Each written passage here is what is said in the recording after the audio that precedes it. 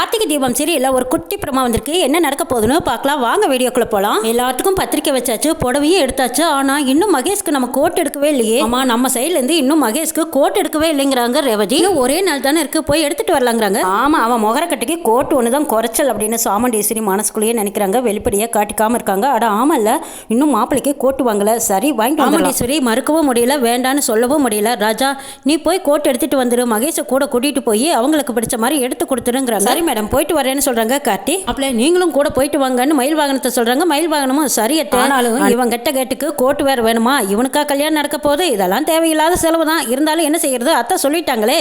கார்த்தி ஒரு முடிவோட தான் இருக்கான். கார்த்தி சொன்னா எல்லாம் சரியா தான் இருக்கும். கார்த்தியே சரின்னு சொல்லும்போது நம்மளும் பேசாம அமைதியா போக வேண்டியதான்னு நினைக்கிறாங்க மயில் வாகனம். அப்பவும் மயிலுக்கு மனசே கேட்கல. எப்பா, அத்தை சொன்னதும் சரின்னு ஒத்துக்கிட்டே எப்படி இருந்தாலும் இந்த கல்யாணம் நடக்க போறது இல்ல. அப்படி இருந்து இவனுக்கு எதுக்கு கோட்டு எடுக்கணுங்கிறாங்க. கொஞ்சம் பொறுமையா இருங்க, நான் சொல்ற ஐடியாவை நீங்க ஃபாலோ பண்ணுங்க, நான் சொன்ன மாதிரி நீங்க செய்யுங்கிறாங்க. அப்படியா, ஏதோ ஐடியா வச்சிருக்கியா?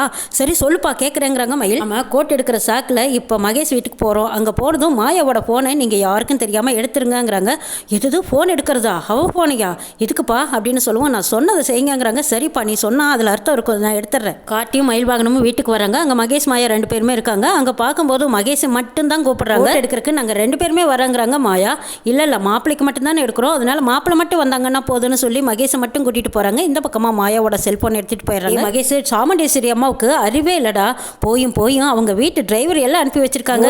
அதிக விலை கொடுத்து உனக்கு பிடிச்ச மாதிரி நீ எடுத்துக்கிட்டு வாங்குறாங்க. சரி மாயா, இருந்தாலும் நீயும் வந்தா நல்லா தான் இருக்குங்கிறாங்க. பரவாயில்ல, அவன் கூட வர எனக்கு இஷ்டம் இல்லை, நீயே போயிட்டு வா. டிரைவரை பார்க்க எனக்கு அவ்வளோ எரிச்சலா இருக்கு, நான் இருந்துக்கிறேன், நீ போங்கிறாங்க. கடைக்கு போனதுமே மகேஷ்க்கு பிடிச்ச கோட்டை எடுக்கிறாங்க.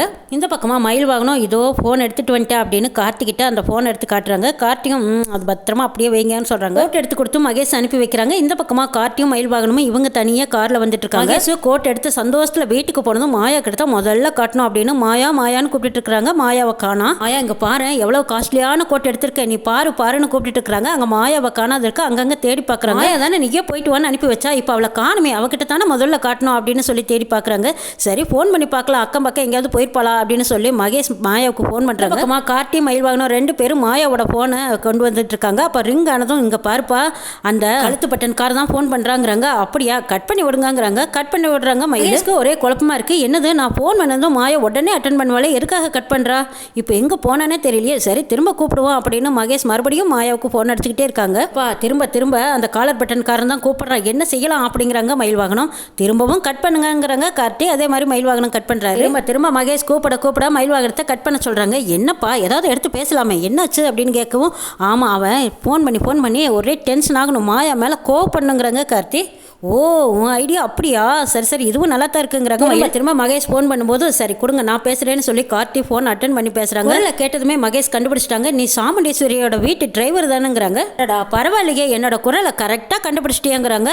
அதெல்லாம் இருக்கட்டும், மாயாவோட ஃபோன் உங்ககிட்ட எப்படி வந்துச்சுன்னு கேட்குறாங்க. மாயா என்னோட கஸ்டடியில் இருக்கா, நீ எதுக்காக மாயா ஃபோனை வச்சிருக்க? இப்போ மாயா எங்க இருக்காங்கிறாங்க. மாயா எங்க கிட்ட தான் பாதுகாப்பா பத்திரமா இருக்காங்க. மாயாவை எதுக்குடா கடத்திட்டு போனீங்க? இப்போ உனக்கு என்னடா வேணும் அப்படின்னு மகேஷ் கேட்குறாங்க. மாயாவுக்கு என்ன தொடர்புங்கிறத நீ ரேவதி கிட்ட உண்மையை சொன்னீங்கன்னா போதும், அடுத்த நிமிஷமே மாயா உன் வீட்டுக்கு வந்து சேருவாங்கிறாங்க. உங்க அன்னைக்கு என்ன உறவு இருக்குங்கிறத நீ ரேவதி கிட்ட சொல்லணும். அப்படி சொல்லலையா அப்புறம் நானா சொல்லும்படி ஆயிரும். அதுக்கப்புறம் மாயா திரும்பி வரவே மாட்டா, எச்சரிக்கை பண்றாங்க கார்த்தி. இப்படி சொன்னதுமே மகேஷ் ஒரு முடிவுக்கு வராங்க. எனக்கு மாயா வேண்டாம், ரேவதி தான் வேணும். ரேவதியை கல்யாணம் பண்ணிக்கிறதே பணத்துக்காகத்தான். நான் அவளை கல்யாணம் பண்ணிக்கிட்டு ஜாலியா செட்டில் ஆகிறத விட்டு போட்டு மாயா எதுக்காக நான் கூட கூட்டிகிட்டு தெரியணும்? மாயா உங்க கஸ்டடியிலேயே இருக்கட்டும், எனக்கு ரேவதி மட்டும் போதுங்கிறாங்க மகேஷ். அப்படியே கார்த்தி பதிவு பண்ணி வச்சிடுறாரு. பாத்தியா, இந்த மகேஷோட சுயரூபத்தை காட்டிட்டான் பாத்தியாங்கிறாங்க கார்த்தி.